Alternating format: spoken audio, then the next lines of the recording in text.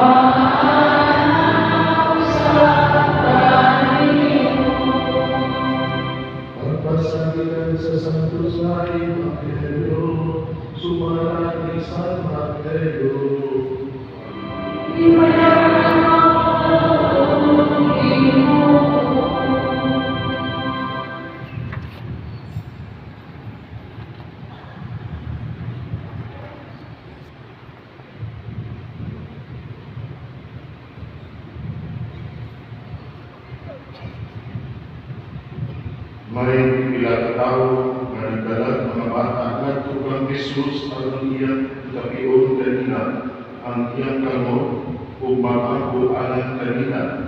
Apan gikasab-an sa manunan kadtong mga tawanan. Jesus mingon, parihan nato ang mga mata ug ayaw sila tugi. Kay ang giharian sa langit ila sa sama kanila. Ug iyang ikapiyon kanila ang iyang kamot ug unya ginagawa siya. Ang ebanghelyo sa atong Ginoo. Dayon ikaw, Kristo.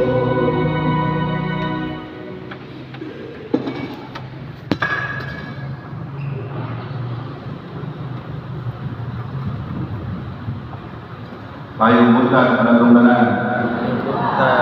Dalay ko ng Diyos sa inyong presensya karon nung makalipan yung tawa, tanawon na naghan kayo ta, usa ka masipang palakpakan at sa pagbubuti ng mga. Daan na yung ding hagna sa kumainong lumanos at sa pag-launch na to sa BEC na mainiton kayo ang inyong paghangok, dinimaw atong bagong paagi sa pagkasimbahan. May lungdong ko, una na kong narinig kang Monsignor Nas patong nga panahon, siya pa'y Paris Priest. Unya si Padre Tereso mo'y iyang gisangunan sa pagdala sa BEC. Daan na mong nakhan yun. So, ato in usak ka kapakita nato sa diocese, kita'y nahimong ehemplo sa uban kong mga parokya. Mga igsoon na atong isaulo karon, hindi na usak ka kalihukan sa parokya. Wala tamani alam sa usalang ka Paris event, kundi usak kini kasaulugan sa atong pagkakita. Isip-sipan, this is a celebration of who we are, na gagmayang Kristohanong kadiliman. Kining inyong presensya, magpaganina, dre bulakan pag yun okay, balik pa dito sa inyong kalamay stage, kunya nakita na ko ang daghan kay mga plastic chairs na ipang ready na dito kay daghan pag yun. So ang inyong kasibot sa pag-anhin, nagpaila sa atong mailiton ng paghagok sa bagong pagi sa atong pagkasimbahan na mao ang gagmay Kristohanong katilingban. O sayon na may so na dili sayon kini maubuhat, dili sayon na pinagkay murag naulahin na ang pinisi sa upang mga istruktura sa simbahan. 1991 panisya ni sugdan pa-implementar no sa isipito. Kunya before sa 1991 diya natay naandang pagi sa atong pagkasimbahan, sa atong pagkaparokya, na mga istruktura sa atong parokya nga dili pa sa BC na pamaagi. O nga dili sayon ang pag-shift nga igsoon gikan sa daan atong paagi sa pagkasimbahan ngadto dili bagong paagi na gagmay-gagmay na pagkapilingban. Mao ni atong gidampo ang atong parokya mahimong mga gagmay-gagmay kapilingban pinanguluhan sa mga sama kanato layo binunyagan nga nakadawat sa samang tahas sa pagkapari, pagkaprobeta o pagkahari. Mao na may so na dili sayon kini maungkuhan kay naanad na sa usa ka pamaagi nga sa dugay mga panahon nakagamot na sa atong kanabang panungluman, no? So, palipay pa na simbahang Pilipinas, Pilipino, nakadiskubre sa BC, aking tuwag sa panawagan sa Ikadawang Konsilyo Vaticano. Kay uwa pa magsuot, ang may tawag na ito, kinilitawag tawagan maintenance mode. Kanabang maintenance na lang, status quo na lang. So, kung ulit na mag-BC, maintenance mode ganito kanunay. Ang tawag na ito is upayong tanan ko sa missionary mode. Kung sa ba ng maintenance mode na rin, ako isumilanon. Pareha pa na iso o matulwa di ako yung saka. Simple na kayo na barko. Kanabang ikay sa dito, medyo tayaw na. Apan, kanang ang mga tripulante, dasi kayo nagaling pa dungo o babalitan ito ay nakuha nito. Sila yung rescue, mga siya rescue boat, nagaling mga sakuna sa kadagatan, wato dito. Kanang kusunan ka kayo o pagkasigon kayo ng mga crew nga muluwas o mulawig sa mga panginahangan. Dakto na pagkasulti, nakita sa mga katawhan na mayo kayo o kanabang nindot kayo ang iyang apostolado. So ilang ipalamian kay daghan naman udulang kay daghan na sana daghan naluwas ng barkuha, daghan sa na-rescue. So ilang ipalami ang barko na ilang ipindalan, ilang ipalayo hangtod na pura pagligid sa mga bulan na tuig. Tuwa na sa nakafokus sa pagpalami sa ilang barko. Noon, malit na silang barko mga kagamitan, ilan ang ginsansan at dindot. Hangtod na dindot na kayo ng barko kadaon, yan, dakot na siya. Punya karon kay di na nato ni palaway ko kay sayang ang dindot na pagkayo. Di na nato, ato na ni ikulo din. So, hinay-hinay, nawa na po yung original na identity na buluwas siya dito, o lawig siya sa dagatan, kay nag-maintenance naman, maintenance mode naman, nawa naman ang ilang zeal for saving lives, na mawag tayo original, mawag tayo kapasikat niya itong barkuha. So, wala sila mutalaga sa kadagatan, kay nindot na akong barko, ako na lang imitin, palamihan pa yung maayo. So, delikado kayo na kung ano yung tapunan kong isip-sibahan ng soul. Kaya mo yan yung ilanatan, no? Kung atong tadawang ang kasaysayan sa mga Israelita, mga Hudiyo, kitawag man ako sila maging kahayan at sa kanasuran, allied to the nations. Mamagin ko ilang original na call. Niya, gitawag sila nila sa Ito, ila sila Moises, o karoon si Josue na mo'y namuno nila. Ang maong misyon na mahimot na silang, pabitong ipili sila sa Ginoo, mahimot silang ehemplo para sa uban. Ang ubang mga silingan mga kanasuran, daghang mga Diyos, mga Diyos-Diyos sila. Itawag ta sila yung makita kung sa lamang ang Ginoo. May mutas sa kahayag sa kalibutan. Mautoy call ni Abraham ang iyang pagtuo, iyang pagsugod sa Ginoo. Karon, ibis kaya purman na silang nasod. Mura naman nag-inward looking naman sila. Ang ilang lang kaugalingon, ang tradisyon, ilang kasulatan, ilang Torah, no, mga Parisiyo, halaga na kayo na panahon. Nawa ang ilang missionary aspect, nawa ang ilang pagka mahimong na sila kahayag sa mga kanasuran. Muna ito ipasabot na isong kinahanglan, mubiyak kita sa pagmintinar na ngadto sa pagka-misyonero. So, di-ask Father Cadillac, misyonero Pinas Colombia.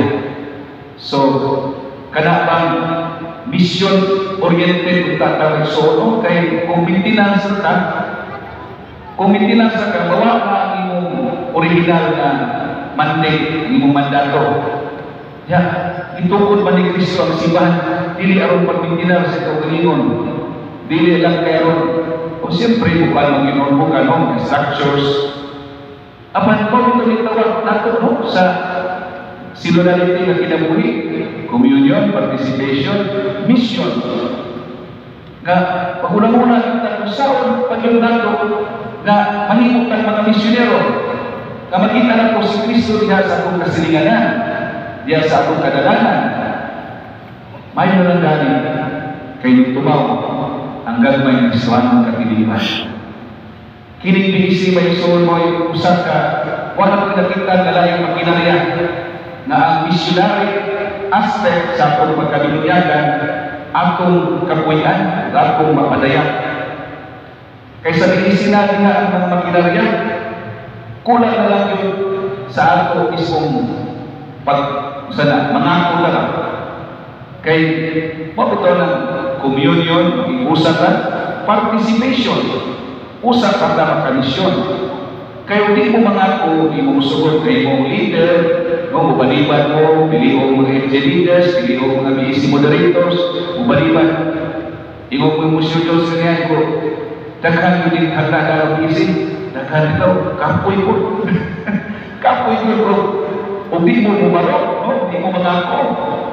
Kaya bang, ito yung talaga ginagmayon, kaya naanap tayo mga leaders. Unya ang gigilan may tanda pare lang yapon wa kay kapuslanan, no? So importante part sa atong pagkahimong missionary church na panako ka, no? Atong hangpon ng atong pagkaminunyagan, priest, prophet, king, magkata. Priest, pare, magdugtong sa tao sa Diyos. Prophet, magsaksi, no? Kadiya sa atong kinabuhi, makita si Kristo. King, mangulo, isip alaga, servant leadership. So, mo na atong hagit may show, no? Kining mga ideals o dampo sa synodality, sa synod, hantay rin mo idampo sa isip. Wa pa ng synod ni Pope Francis na communion, participation, mission.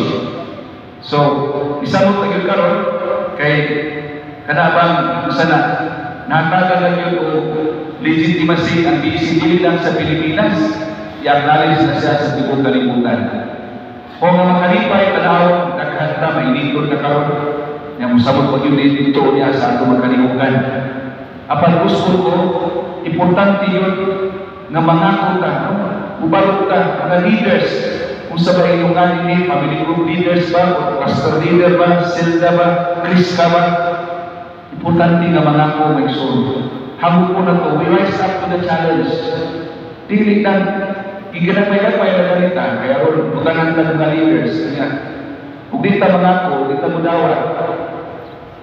Mao lagi ang istoryahan, kapag ko stress kaya po na magkaparihan. So, di ba, ang ideya sa basic is aron na matiligid, mahimo kung kagmay simbahan. So, mao na atong challenge na iso, no? From maintenance mode to missionary mode. Kaya maintenance sa kanunay, mawa ang kainit, mawa ang kadasig, kaya mura naman tag-ikawa sa atong identity. Tanawa itong barko nga wala tuman sa usay na himo niyang uwi kanyanto. Hinahintay na ang mga tao, na sa una na nakita nila sa barko niya, may barko na naluwas. Kung kayong barko ka na source of inspiration, karon makita sila, hindi yun na to, kaya pintar sa kung sila barko na kahimanan. Pero wala may lamig. Wala na lamig. Kaya wala na siya magtuman sa iyang original yun na identity. So, wala man tatukura sa Ginoo aron magmintinlan. Karon bitaw ako pinagkasilatian kay kanang akong assignment. Wa pa man ako yung pare ako pa nagsugod. Unya usahay ikaw magsugod, dako ng tentasyon na struktura sa kamunahon. Kanisan kuan may siguro mo na to. O diya na nabihan ng mga istadisitas mga tao. Unya na house to house. Dinay ko mura na maintenance mo doon mag-struktura ta. So, di ilan ko nakalimutan ng solo from maintenance to missionary. Kung wala pa rin iisip, kung wala pa tama kaambo ini, hayang na maintenance sa itong simahang Pilipino. Ang parokya, ang ikunon, ang mga palisiya, ang sa panalihan, yung malimot na sa atong mga katawan na naayang tao sa laylayan ng lipunan. Malimot na kadaghan ng tawang akti sa simbahan. Kaya naarang maintain, naratas atong ng inward looking rata, ng panaw na soul na ito. Karoon mo pinapanawagan sa sinod, sektoral, panaw sa atong mga kasilinganan, sa mga wahi akti sa simbahan, kanang mga di usual na makita na pusod. No, kaya kasagaran, nakita na po. Ningon bitaw to si Victoria Stella Padilla ba? Siya nga, kung sa kahapon, kung ang atong paibawiton sa mga lumilihok sa simbahan, katong mga dili-hinibahon, may man mong kaboy-boy-boy na mo, kaya kami ko dadaan. Siyempre, taas yung nag-rating ninyo. Pero paibawiton na mo katong na namanigay, itong galabay, itong napapapat drivers, katong atong sa panadya. Nga di na ito ikita ka muna. Masa ka pwede ikasulti na ito? Di ka sa mga makita pa lang ninyo ba? Manulisit na mo, mag-abot po supre. Mora pa na ilang reklamo. No? So, nindot kayo may sure na ang sayangan niya ang final document sa Synod. Nagtanyag na ito o mga pamahagi, mga lakang, kung saan na magkapamalan ng pagmaayo. Naan naman ito yung mga lakang sa BC, katong itawag ito, C, Anaw, Judge, Hukman, Discern, C, Judge Act, Ihukon. Sa Synod, i-elaborate na yun yung mayo. Murag nahin mo na ito unong ka steps, unong ka liberty, no, sa Tagalog. Nga maupunod ko itong murag itong tool na ito, murag kahimanan lang, kung mamalang ka, usaw na ito paghimong mga planning, usaw na ito paghimong makakamaktan mga desisyon. So, matod pa dito, kinala magsugod yun sa unang tinig, timog, sa ito pa maminaw tas timog sa mga tao. Bakit itong ay consultation, no? Dahil sinudal consultation, ipagtagaan mga survey form of questionnaires, kaya naminaw tas tinig sa mga tao. No? So, unang tinig. Karon out niya ng tingog sa mga tao na ditumaw. Asa ka tagitawag sa Ginoo? No? Where is God calling us? Out of those voices na atong nalungod. Muna ang sunod na step sa tinig is tawag. Asa mong tagitawag sa Ginoo? Asa mong tagad-on niya? O kung sa may iyang iandam o ihagit para nato. So, maminaw ka singog sa mga tao, kanya maminaw mo ka sa tataw ka Ginoo. Kanya, mo nga sunod na pag nalagati, tinig, tawag, tawid. No? Tabuk ko na to. Let's cross the bridge. Tabuk ko na to. Kung dili patas una-una piniro, napatas mga ideya, abstract, karon ato na din, let's walk the talk. Muna yung ingon. Tabuk ko na to ang atong na mga nakuhan sa atong una-una ngadto sa atong mga lihok. Mao na nga tawid. Lato na binisayon po nila kung yapon ang dili, lingo, ang tawag po. Unya, ang tawid, tabok. No? Tabok ko na ito, ang ikan ng atong na angkuhan, atong tabukon, atong lihukon. So, sa to, dili, tawag, tawid, unya, tapak, o tapak, tunog, o nga, kanamon na, o atong lakpon, naibawa na itong asa kanitawag sa Ginoo, so ako nang buhaton. Muna nga ang gusto kanabang vision, usa man di ay atong plano, kung mao mga ni tawag sa Ginoo, ikan sa mga, sana, kagampo sa mga tao, ikan sa ilang voices, itawag na mga inini, karon sa may atong vision, tanaw sa Bisaya pa. O niya, o natulog, tini, isa to, tawag, tawid, o niya, tapak, tanaw, tipan, last, covenant. So, ang whole process, ubalik yan po nato, na doon tayo kasabutan, taling sa Ginoo kita. Paano kita sa atong identity? No, nga kitawag ka sa Ginoo nga mahimong iyang katawan ug siya atong Dios. So nindot diha ni mga latang sa synodal process ng na atong himuon pod nga kahimanan. Aron nga kita magkanunay lang sa maintenance mo. Kaya kita maminaw sa tingog ug wa tay tinig sa mga tao. Magsige ra tag palami sa atong parokya, sa atong organisasyon.